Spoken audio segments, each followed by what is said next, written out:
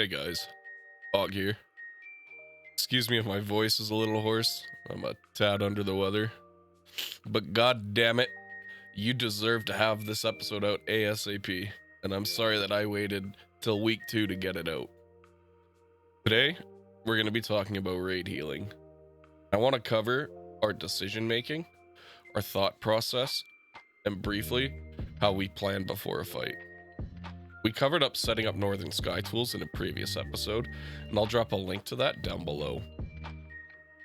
Also, a quick note, there's been a change in how we get cooldowns from other players. It's built right into Viscerio now, so there's no more having to go to lorgs.io for that stuff. Before we dive into everything, let's talk about how raid healing is different from 5-man. You won't be able to heal everyone, most of the time. But luckily, we don't have to. We have friends. You've got 3 to 4 other healers, depending on your comp, and they all bring their own tools to the fight. And this is important because you cannot cover every damage event. You're not going to heal everything on your own. Yet. We can't cover everything, but we can cover a large majority of it if we plan accordingly. And this is why something like Northern Sky Tools is such a valuable tool.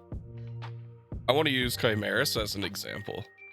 I'll show a quick setup of how I look at the damage events, how I plan to cover them, and why I assign certain cooldowns to certain spots.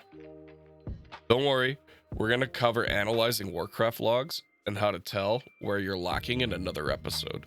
Today, I just want to build you a solid foundation for raid healing. And you'll also notice that there are moments here that I can't cover, and that's where my team comes in. Sometimes we're layering cooldowns, sometimes we're splitting responsibility, but the key is understanding that it's never just you. Alright, I have a plan. Now let's see what actually happens. So, this is one of the damage events that I had planned for. You can see on Northern Sky Tools, I got my cooldowns assigned right here. And this is one of the moments I identified as dangerous going into the fight. Let's look at the exact same moment in the poll. Going into this, I'm expecting a big healing absorb. This is one of the spots where the raid needs to be topped and cleared quickly, so I'm already prepared to commit something. You can see here, depending on the poll, this is either exactly what I expected, or we're already a bit behind, and that's more dangerous than normal. So this is where I commit my cooldown. This is an assigned moment, and even if it looks fine at first, this is where the pressure is supposed to happen. So I'm following the plan and stabilizing the raid here. We clear the absorb, we get everyone back to a safe spot, and now we're good moving forward. If you're assigned a cooldown, use it. Do not save it and press it a minute later because you assume that it just wasn't needed. If you don't, you risk the chance of falling behind. And now your cooldown is completely out of sync for the next damage event when it was planned. You might think you're fine in the moment, but the next time you need it and it's assigned, it's not there because now it's a minute ahead. Now, there are situations where you might hold, but you need to understand what you're trading when you do that. You're trading your future alignment for value right now. But these are the exceptions, not the rule. There are a couple of exceptions where you can just send cooldowns. First is during progression. You're on a new fight and you just want to see more of it. You want to push the boss as far as possible so you can experience what comes after that moment. That gives you information for future pulls. Second, maybe the boss is almost dead and the raid is about to wipe. This is where you greed and you send everything you have. This is your moment that every healer lives for. This is your opportunity to clutch it up. I want to briefly mention overhealing. Trying to perfectly optimize every heal and avoid all overhealing is something that you shouldn't be worrying about right now. It's something that you worry about later down the road as you start doing harder content. But for now, worrying about overhealing isn't realistic for the majority of where players are at. And now we move on to reading the raid frames. You're not just focused on one person, you're scanning an entire raid. So we're looking for patterns, not just low health bars. We're looking for who's dropping, how fast are they dropping. We're looking for people who have dispels depending on the fight, and are they safe to clear the dispel right now. We're evaluating, is this damage going to continue or is it ending? Because not all damage is dangerous. Somebody at 60% after a hit, they're probably fine. Somebody at 60% with another hit coming, that's a problem. So what you're constantly doing is evaluating the situation, not just reacting to what's already happened, but recognizing what's about to happen. And this is what lets you stay ahead instead of constantly trying to play catch up. But staying ahead only works if you're actually in a position to do something about it. Your positioning matters way more than people think. If you're too far, you can't heal somebody. If you're out of range, it doesn't matter how good your decisions are, you can't act on them. If you're standing in the wrong spot, you might not even see what's happening properly. So positioning isn't about just avoiding mechanics. It's about putting yourself in a spot where you can actually respond to the raid. A good example of this is on Chimeras. When somebody gets the dispel, they have to run out, go to a puddle before it can be cleared. If you just stay stacked with the raid, you're not in a position to help them. So now, even if you see it, and even if you know what needs to happen, you can't do anything about it. You have to think ahead. Where do I need to be so I can actually reach that player? Because if you're out of position when things go bad, you're already behind. Now that you're reading what's happening, the next step is deciding who actually needs you. And this is where a lot of people mess up. You don't just heal the lowest person. Lowest health does not always mean highest priority, but it is a good place to start. What you care about is who is in danger, who is going to die if nothing changes. And this is where you can do a lot more than just heal. If someone has something dangerous on them and you're stuck between globals or waiting for a dispel to come off cooldown, send an external. Unless it's assigned for something specific, just send it. That can be the difference between them living and dying while you're waiting.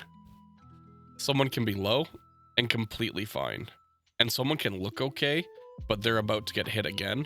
That's the person that needs you.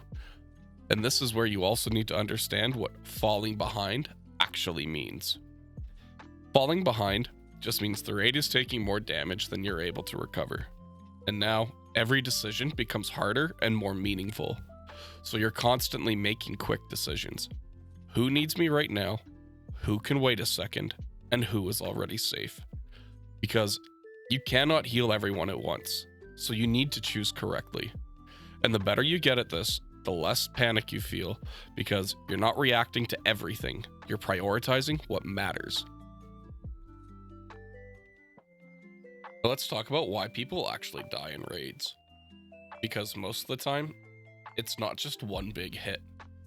People don't usually die instantly. They die because something was already wrong. They were low, and they were left in a dangerous state for too long.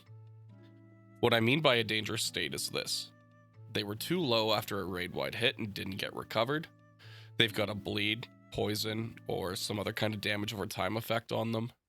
They needed a dispel and they didn't get it. Or there's another hit coming and they weren't ready for it. That's a dangerous state. There's a chain of events that lead up to that moment. It's almost never just one mistake. Maybe they didn't get pre-ramped. Maybe they didn't use a defensive. Maybe they hit something avoidable. Maybe it was all of it at once. My point is, when things go wrong, it's usually not just one mistake. It's 3, 4, 5 mistakes from the player and the healers combined. They didn't get stabilized in time. And this is where you need to understand the difference between damage and danger. Not all damage matters. Someone taking a hit and dropping to 60, that's not always a problem.